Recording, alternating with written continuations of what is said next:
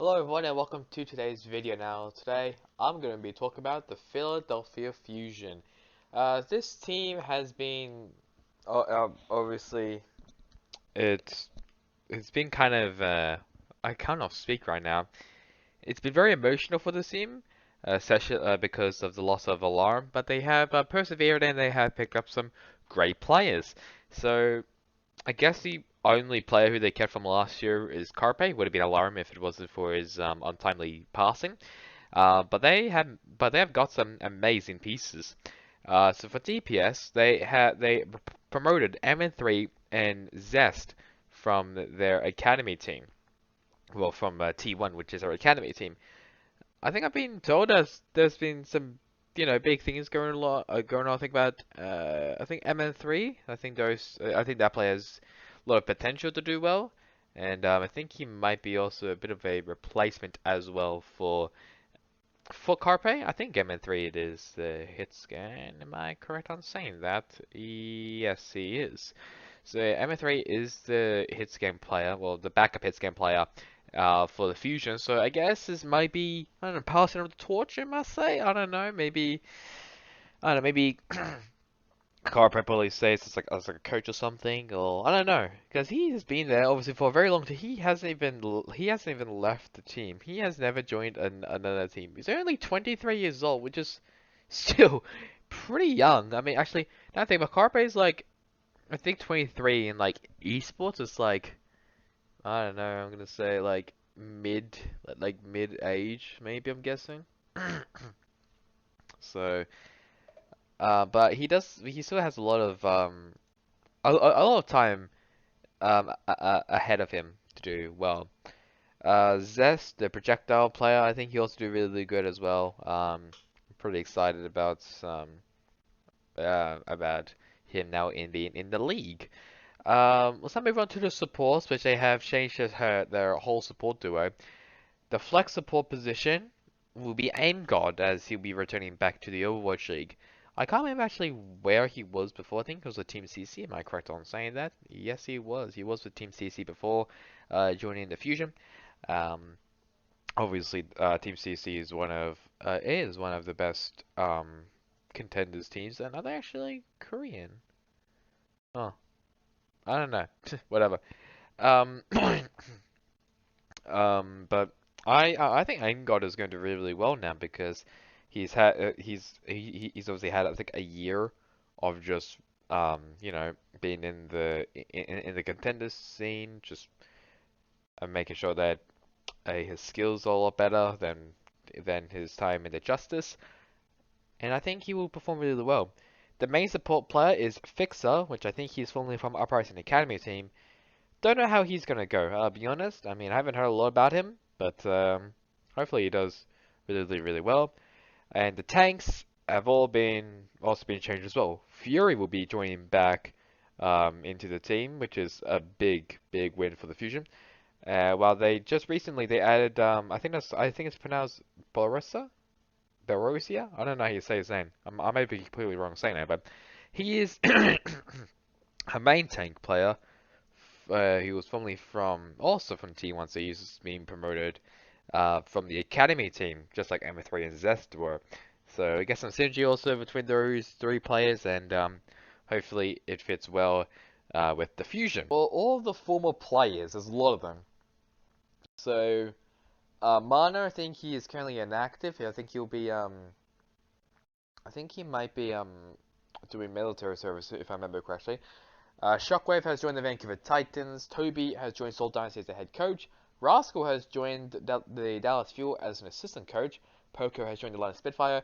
Funny Astro has joined the LA Gladiators. Ikibo is currently teamless. Hopper has joined the Toronto Fire, and we all know what happened to Alarm. For the organization, they've also changed everything in their organization.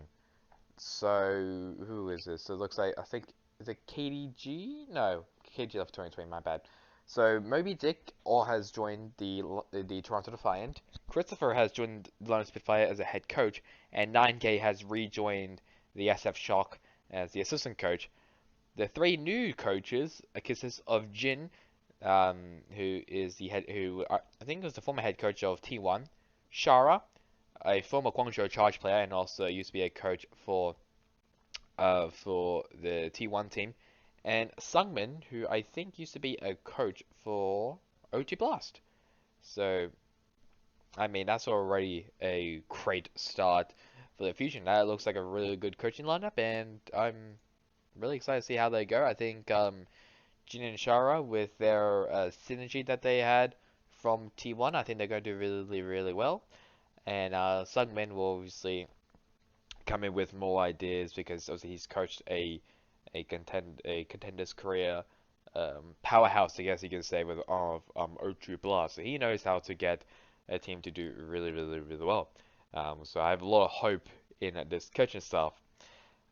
So I guess we'll just talk about, okay, you know what? Let's do the ratings now. So ratings out there. I know it's a bit of a short one, but yeah.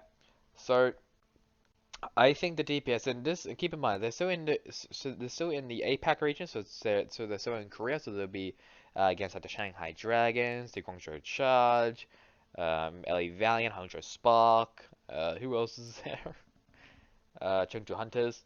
I think isn't that? Oh no, wait, there's one more, isn't it? Ah, whatever, it's fine. But so I'll do the ratings. So out of 10. For DPS with Carpe, M3, and Zest. I think that is definitely maybe a 9.5 we'll give them. A 9.5 out of 10 for the DPS. I think that looks like a very solid DPS lineup. And obviously, if we do see M3 and Zest as a DPS duo, that might be the future for the Philadelphia Fusion because they also were formerly played from the T1 team. And Carpe, didn't Carpe like sign like a big like contract this year? Like, did he sign like a 3-year contract or some shit? I don't know. I might be completely wrong on that, but whatever. But if it is true that Carpe will be here for a little bit longer, or he retires from Overwatch, I don't know. We just have to wait and see. Then I'm in 3 and Zest as a DPS duo. That's gonna be incredibly scary if it works out well, and I do hope it actually does for Fusion. The support, which consists of Aim God and Fixer. I don't really know because when Aim God was in the Overwatch League, he was being inconsistent half the time, and like sometimes he'll perform extremely well, but sometimes he'll perform pretty mediocre, pretty average. And then Fixer, who's formerly elite from the Uprising Academy team, did okay, I guess. I mean, they came third. I think like the best result was like third in NA contenders. But this is obviously now against Korea, well, like Korean and Chinese teams, which are a bit better than North America, only a tiny amount, like a slim tiny amount. So we'll see how Fixer goes. But for the ratings out of 10, I probably maybe I think an 8 or even I think an 8 is pretty very understandable. So 8 for support. Why? Because I feel like there's a lot more better support duos out in the league, like especially like Lee Jae-gong and Izayaki. It's not really proving it's not really proving my point, isn't it?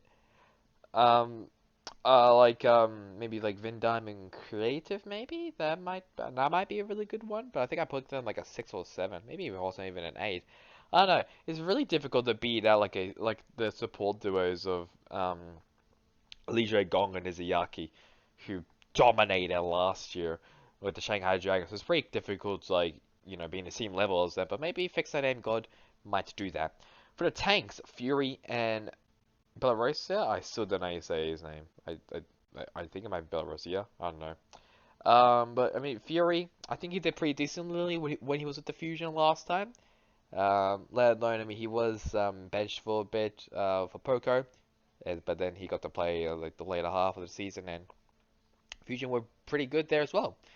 But I think a 9 out of 10 maybe for the tanks is also pretty understandable. Very you know uh like a very good rating for them. You could maybe also say a 10 as well. I'm probably maybe speaking a bit too highly about Belarusia, but we just have to wait to see how he plays in the league against other players. But this roster as a whole, this is looking really really good. So 9.5 out of 10 for DPS, 8 out of 10 for support, and 9 out of 10 for the tanks.